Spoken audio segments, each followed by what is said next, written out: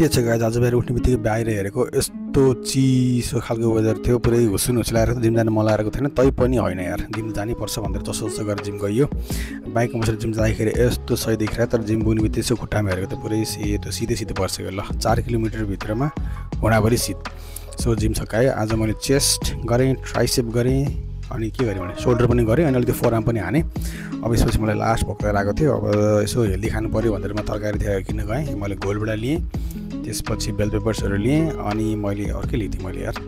त्यसपछि मैले धनियाँ पनि लिएँ अनि पोस्ट वर्कआउटको लागि मैले केरा पनि लिएँ र लिएर निस्किन लाग्यो हेलमेट सेलमेट लाएँ त्यसपछि भाइजर लाएर जाउँ चस्मा लाउनु बिर्स्यो भने त भाइजरभरि पुरै त्यो शीत परेर केही नदेख्ने भइरहेको थियो जे भए पनि अब भाइजर नलाइकन गएँ मलाई जाने बेलामा चाहिँ जिम पछि जाने सबैभन्दा मेरो बेस्ट पार्ट चाहिँ यही नै हो है पुरै सफा बाटो हैन वाइड बाटो देखिन्छ रमाइलो आउँछ त्यसपछि म मासु किन गएँ मासु आज मैले 650 अनि 750 ग्राम मैले मासु किनेँ आज त्यसपछि म घर गएँ घर गएर मैले भात पकाउन थालेँ भात चाहिँ मैले नेपाली चुलो भन्ने यो चामल लिएर आएको थिएँ राम्रो लगाइरहेको छु लङ ग्रेन राइस यसलाई पखालेँ त्यसपछि राइस कुकरमा हालेँ पकाएँ त्यसपछि मैले मेरो जिम लगेको यो प्रोटिन पाउडर सेक गर्ने बट्टालाई धोएँ अनि त्यसपछि मैले भएको सब तरकारीहरू काट्न थालेँ सुरुमा मैले चाहिँ बेल पेपरहरूलाई काटेँ होइन टक्कला लामो लामो पार्ने त्यसलाई फेरि साइडबाट काटेर छोटो छोटो टुक्राहरू पार्ने मैले गोलबेडा दुईवटा राखेँ तर एउटा गोलबेडा चाहिँ राम्रो थियो अर्को गोलबेडा चाहिँ कस्तो तर्पे थियो सो तर्पे गोलबेडा चाहिँ मैले फाल्देँ त्यसपछि मैले प्याज काटेँ चाहिँ मलाई लास्ट मजा आउँछ है सुक्ने यसरी भर्टिकल चप्सहरू गरिदिने होइन अनि त्यसपछि साइडमा फर्काएपछि टक्क लगाएर कस्तो मजा आउँछ है त्यो यार प्याजहरू काट्न चाहिँ होइन अनि त्यसपछि मैले के भन्छ यसलाई लसुन पनि लिएँ लसुन चाहिँ एकदम मिठो लाग्छ मलाई लसुन चाहिँ फ्राई गर्नुपर्छ म लसुन नखाने मान्छे लसुन नबोले नि हुन्छ है त्यसपछि म चिकनको लागि म्यारिनेट लिएँ अलिक चिकन मसलाहरू हालेँ त्यसमा मैले अलिकति रातो रङको खुर्सानी पनि हालेँ त्यसले कलर पनि दिन्छ त्यसपछि स्वादअनुसारको सल्ट तरकारी नुन हालेर मैले पानी हालेँ त्यसलाई अलिकति यसरी भोल्युमलाइज गरेँ त्यसपछि मैले मासु राखेर मजाले फिटे त्यसपछि मैले प्यानको टेम्परेचर चेक गरेँ त्यसमा मैले घिउ राखेँ घिउ मैले अराउन्ड 18 ml जति हालेँ घिउ मजाले प्यानभरि फैलाएपछि मैले सुरुमा मैले लसुनलाई फ्राई गरेँ लसुनलाई फ्राई गरेर ब्राउन हुन दिनुपर्छ मजाले मिठो बास्ना आएपछि मैले प्याज हालेँ प्याजलाई नि मजाले स्वेट गर्ने लास्टमा भएको सबै तरकारीहरू फ्याटफुट फालिदिने मजाले त्यसलाई पकाउने छोपेर अलिकति स्वेट गरेपछि अलिकति मसला हालेँ मसलालाई पनि मैले मजाले पकाएँ छोपेर होइन र त्यो मसला पाक्नलाई अलिकति हेल्प गर्नको लागि चाहिँ थोरै घिउ 5 ml जति होइन मजाले घिउ राखिदिने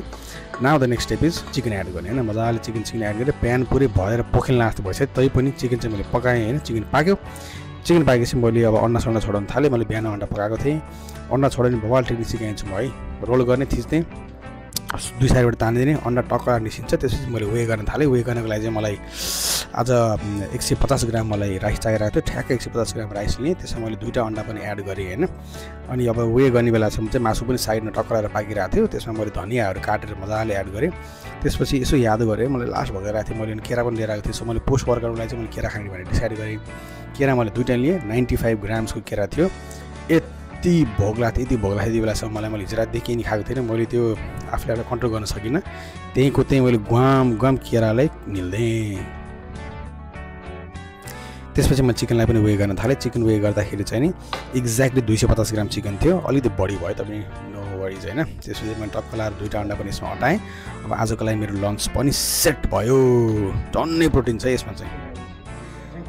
मैले त्यसपछि बाँकी भएको मैले भातहरू लिएँ त्यसमा भएको सबै मासुहरूलाई खनाइदिएँ मजाले मोलेँ होइन त्यसलाई मैले वे गर्दाखेरि चाहिँ 750 ग्राम जति आएको थियो which was more than enough त्यसपछि मैले टेस्ट गर्दाखेरि ओ माई गड यस्तो मिठो थियो होइन त्यसपछि मैले बाँकी भएको 3टा अन्डा चाहिँ मैले फ्रिजमा हाल्दै मेरो फ्रिजमा खासै केही पनि छैन हेल्दी फ्रिज छ हेल्दी खानेकुरा भाइ केही पनि छैन है र त्यसपछि मैले मजाले बसेँ ढिलो भइसक्यो मेरो कन्फरेन्स हाल्न तै पनि आई डिडन्ट केयर होइन अब मलाई खानु परिरहेको थियो भोक लागिरहेको थियो सो मैले खान थालेँ र त्यसपछि मैले मेरो पुरै खानेकुराहरूलाई मैले क्यालोरी काउन्टरमा राखेँ है एभ्रिथिङ सबै कुरालाई हामीले मजाले गर्नुपर्छ है सिरियसली वेट लस गर्नु छ भने चाहिँ मजाले मैले सबै गरेँ त्यसपछि लास्टमा हेर्दाखेरि चाहिँ मेरो आज टोटल क्यालोरीहरू हुनेछ प्रोटिन चाहिँ मलाई मेन चाहिने हो 230 ग्राम प्रोटिन भएपछि मैले पुगिहाल्यो है त्यसपछि मैले यो खाली भाँडालाई वे गरेँ र खाली भाँडा वे गर्दाखेरि ठ्याक्कै 201 ग्राम थियो भनेपछि मैले खाएको भनेको अराउन्ड 500 सुरुको अघि नै मेरो प्याक गरेको मिल पनि आधा किलो थियो यो मिल पनि आधा किलो थियो त्यसमा प्रोटिन चाहिँ अराउन्ड 500 ग्राम जतिको थियो होइन so I am more than happy with that है ल त्यसपछि मैले आफ्नो सबै भाँडाछाडा मजाले माझेपछि मैले मेरो आफ्नो खानेकुरालाई पनि मजाले प्याक गरेँ है त्यसो पोखेला भनेर डर लागिरहेको थियो सो मैले आफ्नो सुरुमा मेरो ब्यागमा चस्मा प्याक गरेँ चस्मा प्याक गरेपछि मैले आफ्नो भित्र कम्पार्टमेन्टमा टक्क लाएर आफ्नो यो खानेकुराले लन्चलाई राम्ररी भित्रसम्म कोचेर प्याक गरेँ त्यसपछि मैले रेन कभरहरू हालेँ त्यसपछि मैले ड्राई क्लिनरबाट मेरो ज्याकेट धुनिदिएको थिएँ धेरै कुराहरू दिएको थिएँ त्यहाँ मैले ज्याकेट लगाएँ ज्याकेट चाहिँ मलाई एकदम राम्रो लाग्छ यार यो मैले सस्तोमा पाएँ कोलम्बसको ज्याकेट त्यसपछि मेरो दिदीले दिनुभएको गिफ्ट हो यो घडी ढिलो भइसक्यो छिट्छौँ त्यसपछि मैले ढोका बन्द गरेँ पर्दा लगाएँ लाफिङ बुद्धलाई काबुती लगाएँ र दिजो दिनुभएको भगवान्ले ढोकेँ र यो मेरो फेभरेट पर्फ्युम हो 9 PM यो लगाएँ त्यसपछि मैले मेरो ब्याग साइड भिरेँ अनि लाइटहरू अफ गरेर it is time to go जानुभन्दा अगाडि जहिले पनि जुत्ता पालिस गर्न चाहिँ बिर्सिनु हुँदैन है केटाहरूले जुत्ता टक्कदार लिने राम्ररी पालिस जुत्ता पनि मैले सस्तो पाएँ अरे मैले 3700 पाएको थिएँ राम्रो लाग्यो जुत्ता एकदमै र त्यसपछि हेलमेट सेलमेट लिएँ र म कलेजतर्फ लागेँ कलेज के अरे हस्पिटलतिर लागेँ अझ वेदर चिसो हुन्छ भन्ने त्यस्तो साह्रो चिसो भएन है र म मेरो अब ठप्पा लगाउन गएँ ठप्पा लगाएँ 1:36 10:36 भइसकेको थियो त्यसपछि कुदी म आफ्नो ओपिडीतिर लागेँ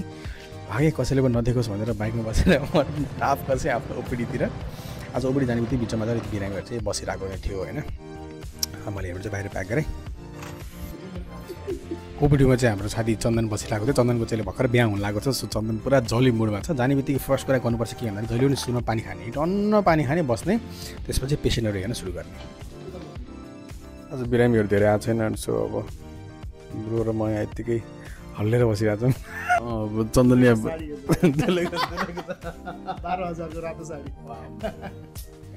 गाह्रो छ केटालाई गाह्रो छ आज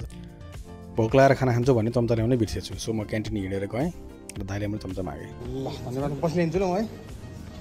सुरेश दाइ पनि चिल हुनुहुन्थ्यो त्यसमा चम्चा दिइहाल्नु भयो त्यसपछि म कुदी गएँ आफ्नो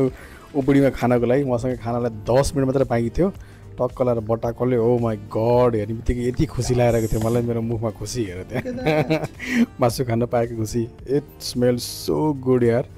त्यसपछि मैले रोक्न सकिनँ यति फास्ट खाएँ ग्वाम खाएँ मैले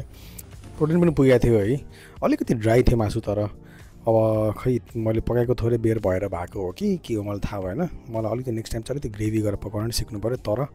दिस वाज सो गुड यार दिस वाज सो गुड खाएर यति मजा आएको थियो मलाई पेट अहिले म यति भरिरहेको छ म अहिले खाजा खाएको 5 मिनट जति ब्रेकमा म अहिले भिडियो रेकर्ड गरेर बसिरहेको छु अहिले रेकर्डिङ गरेर छु एन्ड आइ एम ह्याप्पी